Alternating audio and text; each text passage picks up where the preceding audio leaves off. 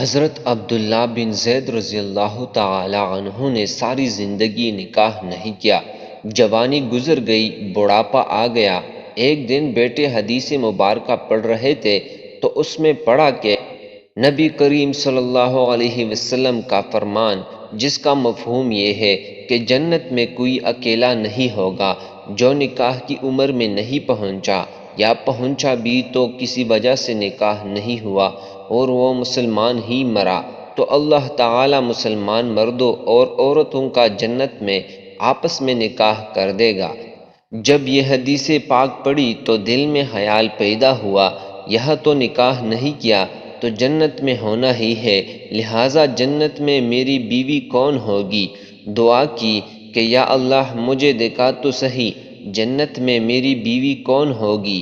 پہلی رات دعا قبول نہیں ہوئی، دوسری رات بھی دعا قبول نہیں ہوئی، تیسری رات دعا قبول ہو گئی۔ خواب میں کیا دیکھتے ہیں کہ کالے رنگ کی عورت ہے، حضرت بلال حبشی رضی اللہ تعالی عنہ کے دیس حبشہ کی رہنے والی ہے، اور وہ کیا کہتی ہے، میں میمونہ ولید ہوں اور میں بصرہ میں رہتی ہوں۔ پتہ مل گیا، آنکھ کھلی تو تہجد کا وقت تھا، نوافل پڑھے، نماز فجر باجماعت ادا کی اور سواری لے کر حضرت عبداللہ بن زید رضی اللہ تعالی عنہ بصرہ گئے۔ وہاں کے لوگوں نے بڑا استقبال کیا، حضرت کا نام ہی بہت بڑا تھا۔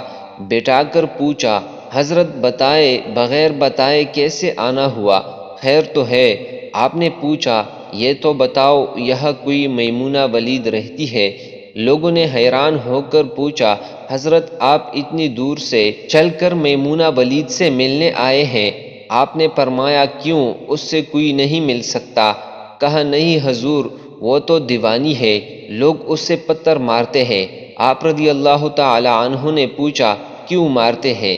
حضور، کام ہی ایسے کرتی ہے کہ کوئی رو رہا ہو تو اس سے دیکھ کر ہنسنے لگتی ہے، اور کوئی ہنس رہا ہو تو رونا شروع کر دیتی ہے، اور وہ اجرت پر پیسے لے کر لوگوں کی بکریاں چراتی ہے۔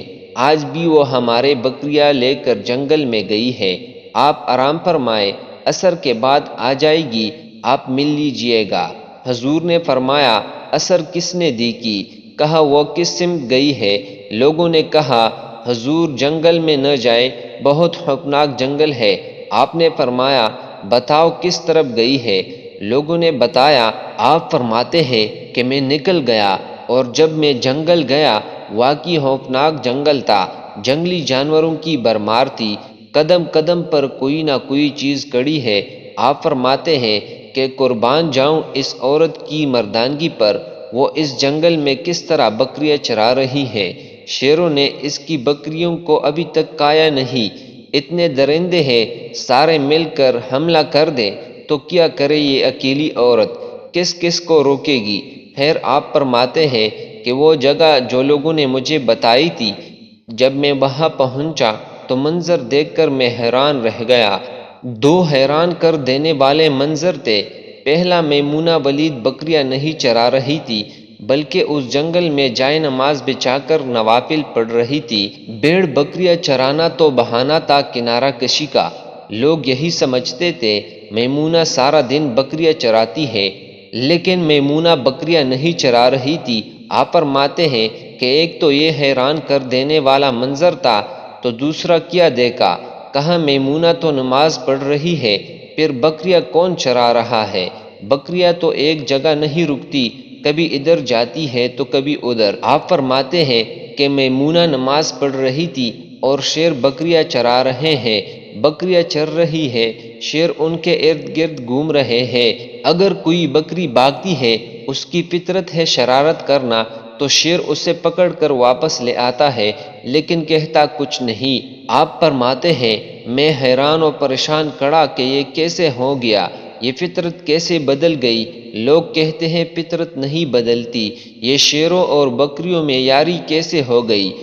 آپ فرماتے ہیں، میں حیران و پریشان کھڑا تھا، مجھے نہیں پتا کہ کب میمونہ نے سلام پھیرا اور کہا کہ عبداللہ، ملنے کا وعدہ تو جنت میں تھا، آپ یہاں آ گئے۔ آپ فرماتے ہیں، میں حیران رہ گیا، اس سے پہلے تو ملاقات بھی نہیں ہوئی، تو تو حضرت میمونہ ولید رضی اللہ تعالی عنہ کو میرا نام کیسے پتہ چل گیا؟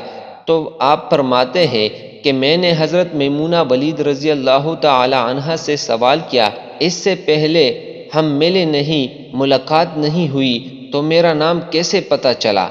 حضرت میمونہ ولید رضی اللہ تعالی عنہ فرماتی ہے، عبداللہ، جس اللہ نے رات کو تجھے میرے بارے میں بتایا ہے، اسی اللہ نے مجھے آپ کے بارے میں بتایا ہے۔ آپ فرماتے ہیں کہ جس چیز نے مجھے سب سے زیادہ حیران کیا وہ یہ تھا کہ یہ فطرت کیسے بدلی۔